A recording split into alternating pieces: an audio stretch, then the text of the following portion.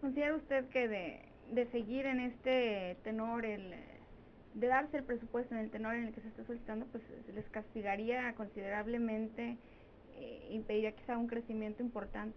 Nosotros estamos planteando concretamente incremento presupuesto educativo, pero además, y eso aquí en Nuevo León ya se hizo, estamos pidiendo a los diputados de los congresos locales, vía la gestión y el lobby que están haciendo nuestros compañeros dirigentes en Nuevo León y en todos los estados, para subir un punto de acuerdo en cada uno de los congresos y generar ahí un exhorto al Congreso de la Unión, particularmente a la Cámara de Diputados, el incremento al presupuesto educativo.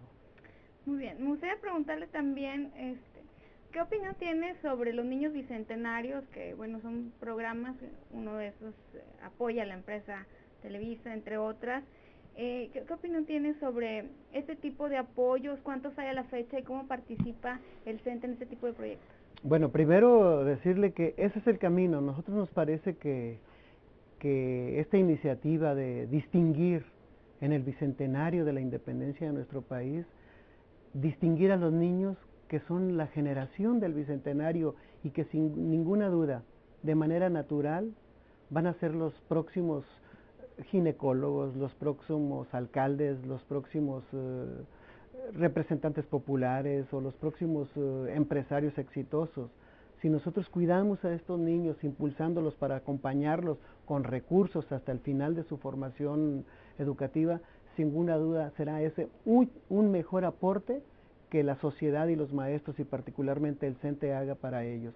Nos hemos reunido ya con todos estos niños, pero además de eso el sindicato va a acompañar a cada niño de esos, un maestro va a estar con él de manera permanente hasta el final, en una especie de tutoría, que vaya cuidando a ese niño, no de manera específica o contraria y abandonar a los otros, pero dado que ellos han demostrado ser niños de los mejores desempeños en sus propias comunidades, inclusive en aquellas de bajo desarrollo, que siempre sepan que van a contar con un maestro ahí que los va a acompañar de manera permanente, y el CENTE lo está haciendo.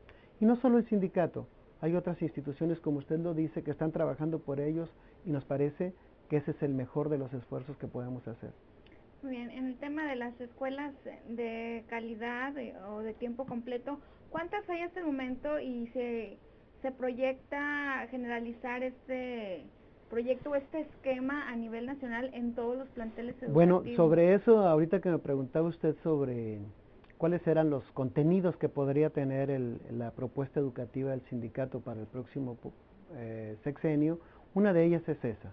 Nos parece que el concepto de escuela de tiempo completo, si lo retomamos, y requiere grandes acuerdos, porque hay impactos de orden laboral, hay impactos de orden económico, de orden social, pero si logramos llevar la escuela de tiempo completo en el que los niños no salgan a las 12:30 del día, a la 1 de la tarde, sino que permanezcan ahí, que podamos entre la Sol, la Secretaría de Educación Pública, los propios maestros, los padres de familia, prepararles alimentos calientes para que consuman para la hora de la comida y luego después de ella puedan quedarse en las escuelas.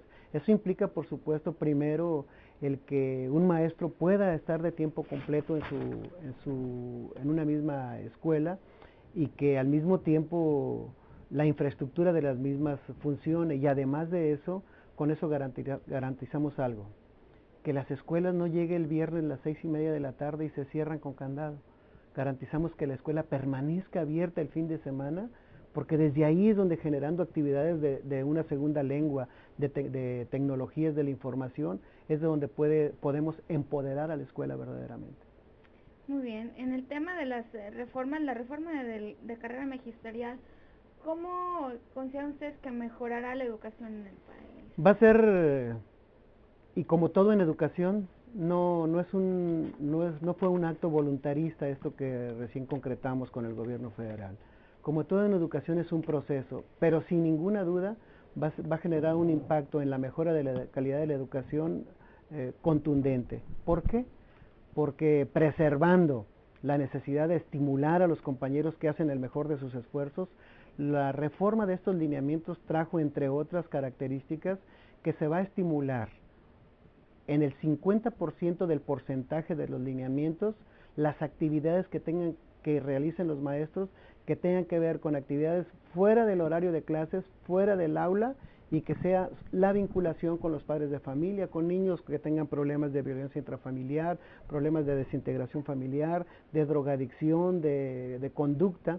Entonces, esa atención al hacerla los maestros, que implica un esfuerzo, que los maestros están dispuestos a hacerlo, pero que tiene que ser reconocida. Ese creo que es el principal objetivo y característica de los nuevos lineamientos. Por supuesto, seguimos privilegiando la preparación, la formación, como decía en el evento de hace un momento nuestro compañero maestro que fue reconocido.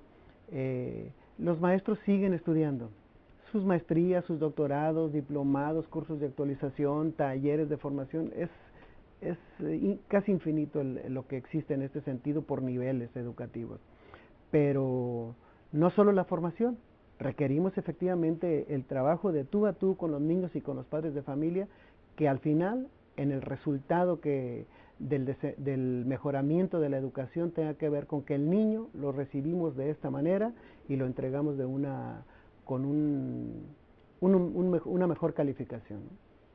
Muy bien. En cuanto al quinto Congreso Nacional de Educación y el tercer encuentro de padres de familia, ¿cuándo será y cuál es el objetivo? El objetivo es precisamente que la sociedad pueda, junto con los maestros y padres de familia, expresar sus ideas, sus reclamos, si es lo pertinente, y al mismo tiempo la propuesta.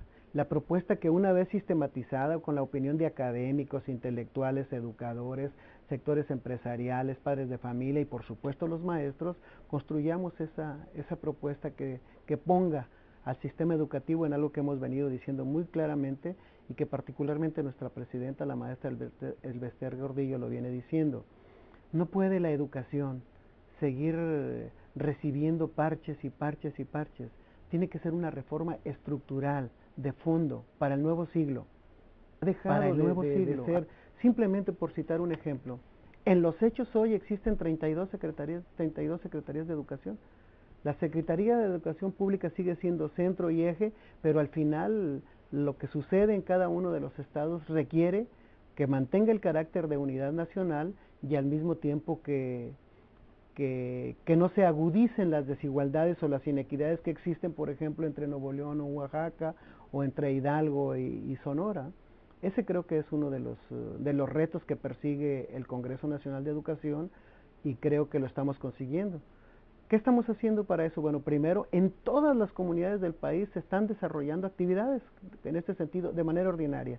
Y nosotros a nivel nacional, en un sentido de orientación, estamos generando una conferencia mensual en el que estamos transmitiendo a cientos de miles vía internet a la sociedad y a los maestros en el país.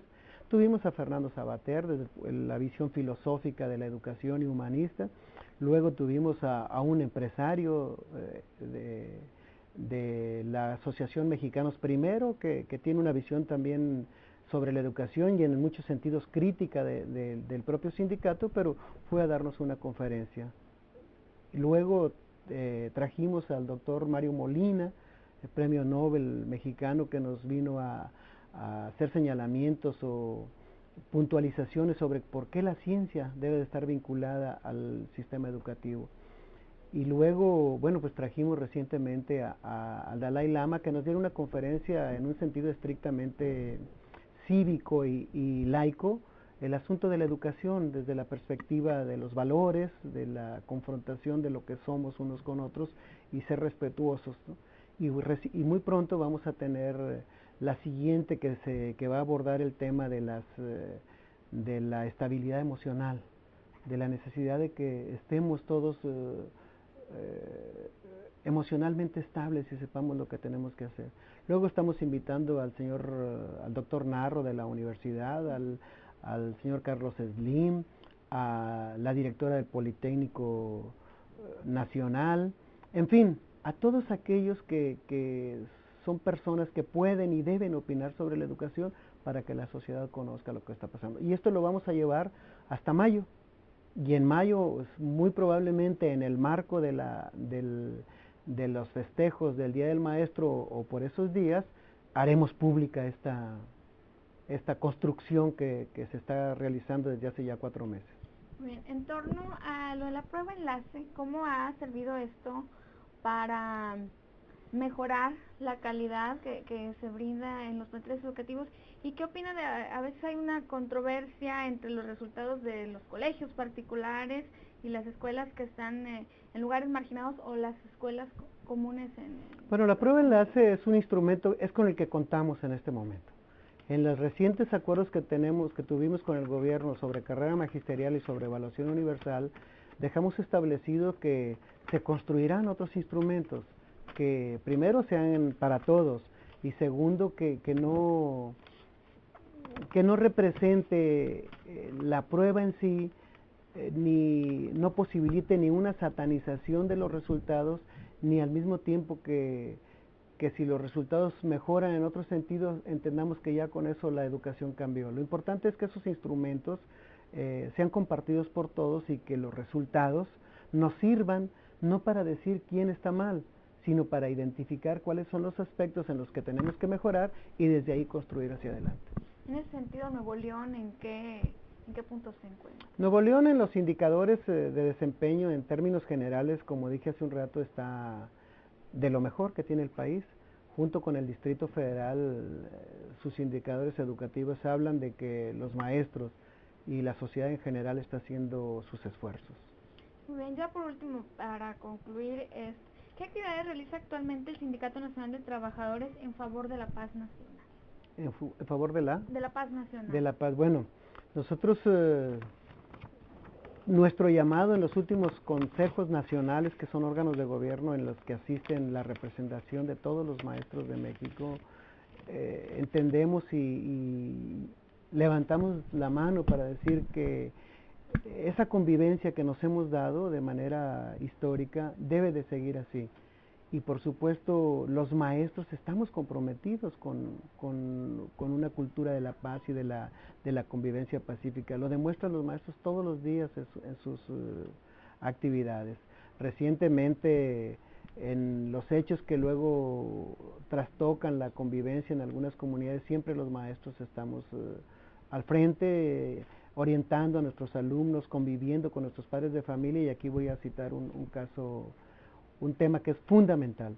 Están constituidos por más de 180,000 consejos escolares de participación ciudadana, que es una figura que está establecida entre el gobierno, los maestros y la sociedad, y creo que si estos consejos escolares los ponemos a funcionar como ya están funcionando en muchos lugares del país, seguramente que esto generará una convivencia armónica muy, muy importante. En cada uno de esos consejos escolares de participación social hay un maestro. Hay un maestro, lo establecen los propios lineamientos, ese maestro lo eligen los compañeros del propio centro educativo, y desde ahí su vinculación con los padres de familia y con los directivos y con la autoridad educativa. Muchísimas gracias. Al contrario, muchas gracias a usted por la oportunidad.